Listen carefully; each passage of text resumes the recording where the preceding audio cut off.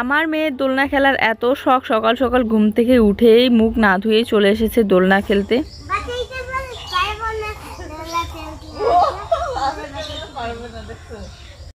পাপা আমি দোলনা খেলছি, তোমাকে বাঁচাতে পারবো না। কিন্তু এই কথাটা বলার কারণ হচ্ছে আমি ওকে টানতে টানতে জঙ্গলবাড়ির দিকে নিয়ে যাচ্ছি, আর বলছি তোমার পাপাকে আমি জঙ্গলবাড়ির মাঝখানে রেখে দিয়ে আসি। এই জন্য জুই বলছিল যে পাপা তোমাকে আমি বাঁচাতে পারবো না, কিন্তু আমি দোলনা খেলছি। তো এই যে ওর পাপাকে জোর করিয়ে বসিয়ে নিল দোলনার মধ্যে, আর এখন ওর সাথে কিছু কথা বলছিলাম আর আমি একটু দুলিয়ে দিচ্ছিলাম।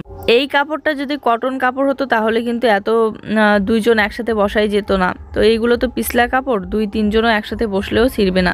তো ওদের সাথে আড্ডা দিলে তো আমার চলবে না, আমার কাজকর্মগুলো আমার করতে হবে। তাই চললাম আমি বাড়িতে।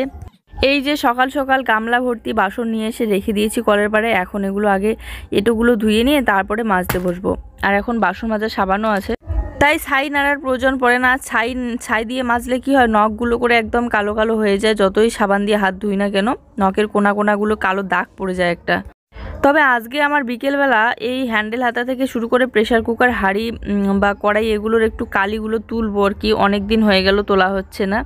যারা যারা প্রত্যেক দিন আমাদের ভিডিওতে কমেন্ট করছো আর কমেন্ট করে বলছো যে আমি তোমার ভিডিও 2 বছর ধরে দেখি, 3 বছর ধরে দেখি, বা আজকে দেখছি বা দেখি, তো সবাইকে অসংখ্য ধন্যবাদ আর অনেক অনেক ভালোবাসা রইল আমাদের পাশে থাকার জন্য, আমাদের ভিডিও দেখার জন্য। আর এই যে দেখতে পাচ্ছ বাসনপত্র মাজা ধোয়া কমপ্লিট। এখন এগুলো নিয়ে গিয়ে ঘরে গুছিয়ে রাখবো। আর সাথে সাথে গুছিয়ে না রাখলে কি হয়, ওই যে স্টিলের এক ঝুড়িটা দেখতে অনেকটা ফাঁকা ফাঁকা লাগে, এই জায়গাটা দেখতে সুন্দর লাগে না। আর তার মধ্যে গামলাটাও ভর্তি হয়ে থাকে। গ্যাসটা ভরিয়ে আনবো, আমি আনতেছি না আসলে। আমার মনে হয় কি গ্যাসটা ভরিয়ে নিয়ে আসলে পরে আর উনুনের একদমই রান্না করতে ইচ্ছে করবে না। তো এই জন্য ভাবলাম আর 2 দিন উনুনে রান্না করে তারপরে গ্যাসটা ভরিয়ে নিয়ে আসবো। ও কাজে যাওয়ার আগে আগে আমাকে গ্যাসটা ভরিয়ে দিয়ে তারপরেও যাবে। তার মধ্যে জুয়ের বাবা উনুনের রান্না খেতে খুব পছন্দ করে, তো এই জন্য উনুনেই বানাচ্ছি। একটু কষ্ট তো হয় উনুনটা ধরাতে গেলে, কিন্তু একবার ধরে গেলে আর কোনো অসুবিধাই থাকে না। ঘরে গরমে রান্না করার থেকে বাইরে বসে বসে আরামসে রান্না করা যায়। আর এই যে জামা কাপড়গুলো দেখতে পাচ্ছ, এগুলো কিছু কিছু ভিজা ছিল, সেগুলো আমি মেলে দিলাম রোদে। এই দেখো সকাল সকাল নিজে নিজে সুকেস থেকে জামা বের করেছে। এই জামাটাই ওকে লাগবে, আর এই জামার সাথে এই প্যান্টে পরবে, অন্য কোনো প্যান্ট পরবে না বলে এতক্ষণ কান্নাকাটি করছিল। আজকে হচ্ছে স্নানের মেলা, তাই জুই যাবে কোথায়?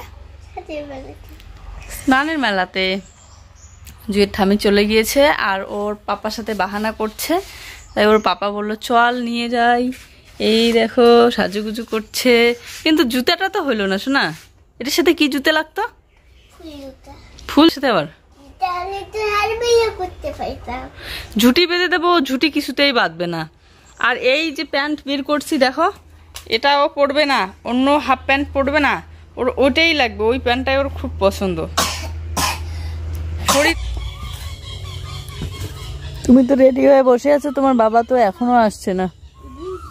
আজকে ওই মেলার ওখানে স্নান করতে জানে, আমাদের বাড়ির পাশেই যে নদী আছে দোলং নদী, সেখানে স্নান করতে গিয়েছে। তো বন্ধুরা জুই আর জুইয়ের পাপা চলে এসেছে ওই মেলা থেকে, আর হচ্ছে আমার জন্য নিয়ে এসেছে ঘুগনি। তো আমি ভাবলাম রুটি আছে রাত্রিবেলা, আর ঘুগনি দিয়ে রুটি খাবো।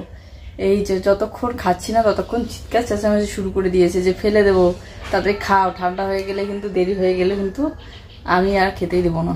তো এই যে নিয়ে নিলাম, এদিকে ভাতটাও বসিয়ে দিয়েছি। এখন ওরা ওই যে দোলনা খেলছে, ওরা বলতে জুই খেলে, ও ওখানে বসে আছে। আর না হলে ওইদিকে কুকুর যায়, তো এর জন্য দেখে থাকতে লাগে। উনুনটাও ভালো করে ধরুক ততক্ষণে চাল ধুয়ে দিয়েছি। এই তো হাঁড়িটার অবস্থা দেখো কি হয়েছে, আজকে পরিষ্কার করতে লাগবে। যে এটা হচ্ছে তেলে ভাজছিল রুটিটা, এই জন্য এরকম হয়েছে কালারটা। সকাল সকাল ঘুগনি দিয়ে রুটি খেতে তো খুব ইচ্ছে করছিল, কিন্তু দেখে মনে হচ্ছে ঘুগনিটা ভালোই হয়নি। ওকে বললাম যে খাটিয়েটা নিয়ে আসো, এদিকে বসবো, এদিকে খুব সুন্দর হাওয়া।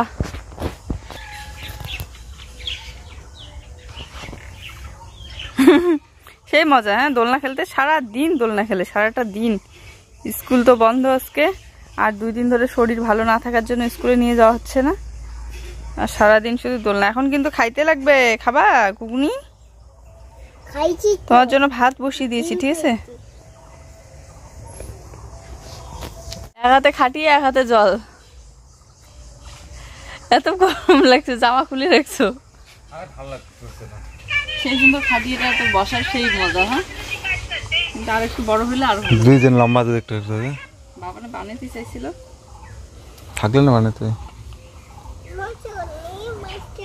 ঠান্ডা হয়ে গেছে, এখন কি খাবা? ঘুগনি ঘুগনি ঠান্ডা হলে কোনো টেস্ট নেই। দেখেই বোঝা যাচ্ছে ঘুগনিগুলো ভালো হয়নি, ঝোল ঝোলা করা। ভালো নেই ঘুগনিটা ওকে সোয়াবিন যা লাগে লাগে। এই ঘুগনিতে সোয়াবিন দেবে। ঘুগনি না, সোয়াবিনের তরকারি।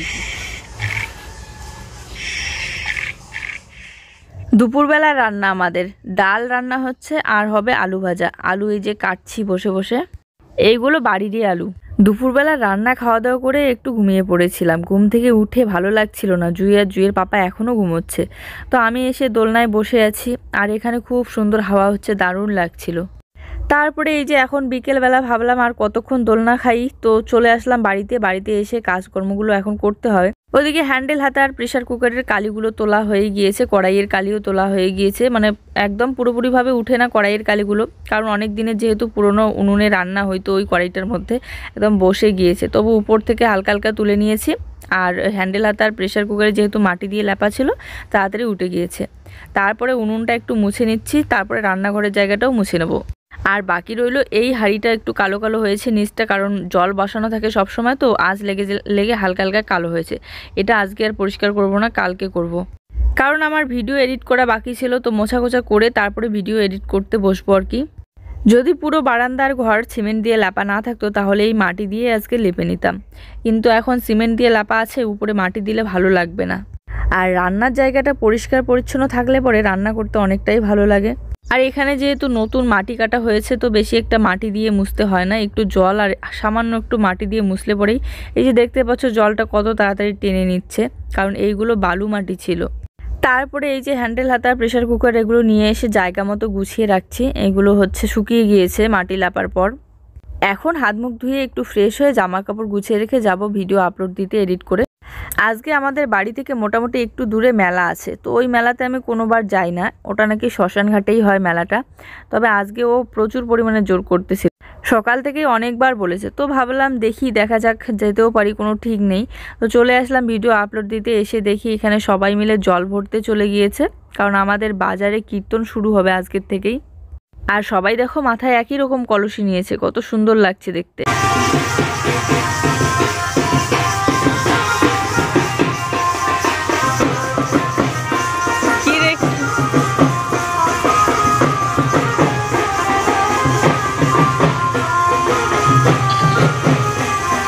সত্যি কথা বলতে ছোট থেকে এত বড় হয়ে গিয়েছি, এখনো পর্যন্ত এই অভ্যাসগুলো যায়নি। রাস্তা দিয়ে বাজনা বা বিয়ের জল তোলা বা যে কোনো কিছু বাজনা গেলেই আমরা একদম দেখার জন্য সবাই বাইরে বেরিয়ে আসি। তো এই যে সবাই দাঁড়িয়ে দাঁড়িয়ে দেখছে, তো আমিও দেখছি।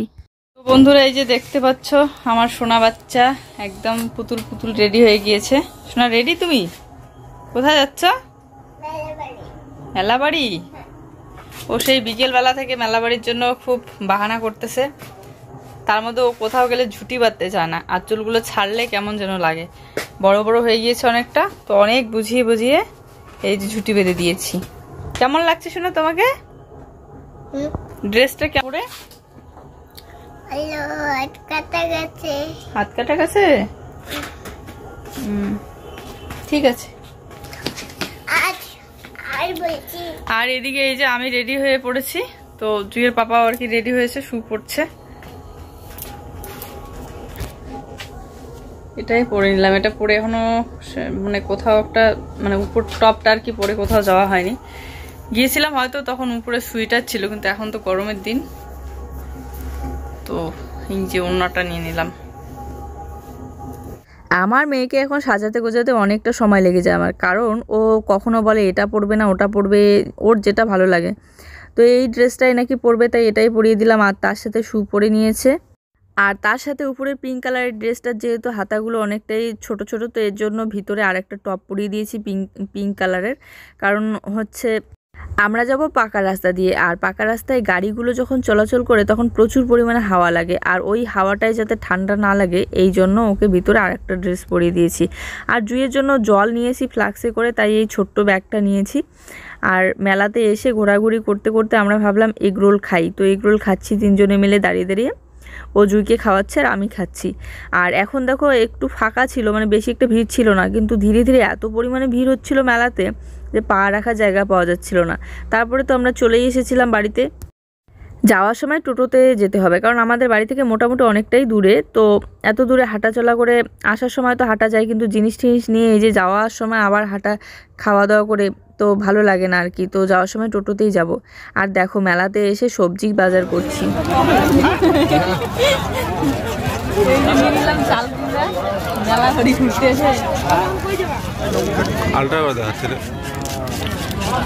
তো এই দেখো সবজি নিয়ে এসেছি আমরা মেলা বাড়ি থেকে। মানুষ মেলা বাড়ি থেকে সাজার জিনিস নেয়, আমরা সবজি নিয়েছি। এই হচ্ছে সংসার। আর যদি আগে হইতো তাহলে কোথায় সাজার জিনিস, কোথায় ফটো, কোথায় কি এগুলো খুঁজে বেড়াইতাম, আর এখন সবজি খুঁজে বেড়াই। আরো কি কি সবজি কিনতে হবে? মিষ্টি কুমড়া, তারপরে হচ্ছে জিলেপিটা হচ্ছে বাবা কিনে দিয়েছে, আর এখানে হচ্ছে চাল কুমড়া, ভেন্ডি, লেবু, তারপরে লেবু, এগুলো হচ্ছে আমাদের মেলা। আরে এই যে জুই একটাই নেবে, একটা, ঠিক আছে? বাকি হ্যাঁ ওর ক্লে চোখে পড়বেই। মেলাটায় ঘুরতে ঘুরতে সেরকম একটা ভালো লাগছিল না, কারণ ওই ও বলে দিয়েছিল যে জিনিস কিছু কিনতে হবে না, কারণ ওই বেকার জিনিস, ওই খেলনা ঠেলনা জুই খেলেও না, ফেলে দেয় একদিন খেলে। তারপরে হচ্ছে কাপ ঠাপ তো আছে, শুধু খেয়েছিলাম আর কি। তারপরে লক্ষ্য করলাম যে সবাই কোথা থেকে যেন সবজি কিনছে, তো আমরা ওদিকে হাঁটাচলা করতে করতে চলেই গেলাম, কারণ আমাদেরও সবজির প্রয়োজন ছিল রাত্রিবেলার জন্য, তারপরে কালকের জন্য। তো গিয়ে দেখি যে সবজিগুলো অনেকটাই কম কম দামে দিচ্ছিল, শুধু চাল কুমড়োটাই একটু বেশি দাম নিয়েছে, 30 টাকা। তো যাই হোক, চাল কুমড়ো, তারপরে আরও অনেক কিছু সবজি নিয়ে নিলাম, কিছু আমাদের জন্য, কিছু হচ্ছে শাশুড়ি মায়ের জন্য। আর না হলে এই যে চাল কুমড়ো কালকে, আর আজকে বানিয়ে নিলাম, এই যে বসিয়ে দিয়েছি আর কি। মশলা বাটাবাটি আমার কমপ্লিট, এই যে দেখতে পাচ্ছ হাতে জল। শিলনোড়াতেই বাটি, যখন থেকে মানে বাইরে রান্না করি তখন থেকে শিলনোড়াটা কাছে রেখে দিয়েছি, তো শিলনোড়াতেই আর কি বাটাবাটি করি। আর কম মশলা তো মিক্সার মেশিনে বাটাবাটি করতে ভালো লাগে না। দেখো এই যে ডাটা ডাটা ডাটা ভালো লাগে, অনেকদিন পর খেলে ভালোই লাগে। এই যে এখানে সামান্য একটু সর্ষে, জিরা, রসুন আর কাঁচা লঙ্কা, শুকনো লঙ্কা বেটে নিয়েছি। আমার বর বলে আমি নাকি ডাটা চচ্চড়ি অনেক ভালো বানাতে পারি। তো এই যে হয়ে গিয়েছে আমাদের রান্না, ওইদিকে ভাত রান্না করে নিলাম, আর দুপুরবেলাকার ডাল আছে, ডালটা একটু জাল দিয়ে নিচ্ছি, বসিয়ে দিয়েছি আর কি। তো বেশি একটা করিনি ডাটার চচ্চড়ি, এই যে একটা পড়েও গেল, অল্প একটু করেছি। রাতে একটু কম সম হলেও চলে, কিন্তু দুপুরবেলা একটু বেশি করেই লাগে। আর একটা জিনিস দেখাই, এই দেখো আমার ডাল গরম করার বুদ্ধি। রুটি ভাজার যে হচ্ছে ধরার স্টিলটা আছে, সেটার মধ্যে আমি গামলাটা বসিয়ে দিয়েছি, যাতে গরম হলেও আমি তুলতে পারি, না হলে তো হাতের মধ্যে গরম লেগে যাবে। আর এই যে ডাটার চচ্চড়ির যে এই যে মশলাটা, এই মশলাটা দারুণ লাগে আমার খেতে। তো চলো আজকের ভিডিওটা এই পর্যন্ত। সবাই ভালো থেকো, সুস্থ থেকো, দেখা হচ্ছে নতুন ভিডিওর সাথে। সবার জন্য রইলো অনেক অনেক ভালোবাসা। ভিডিও ভালো লাগলে অবশ্যই একটা লাইক কমেন্ট শেয়ার করে দিও। Tata, good night.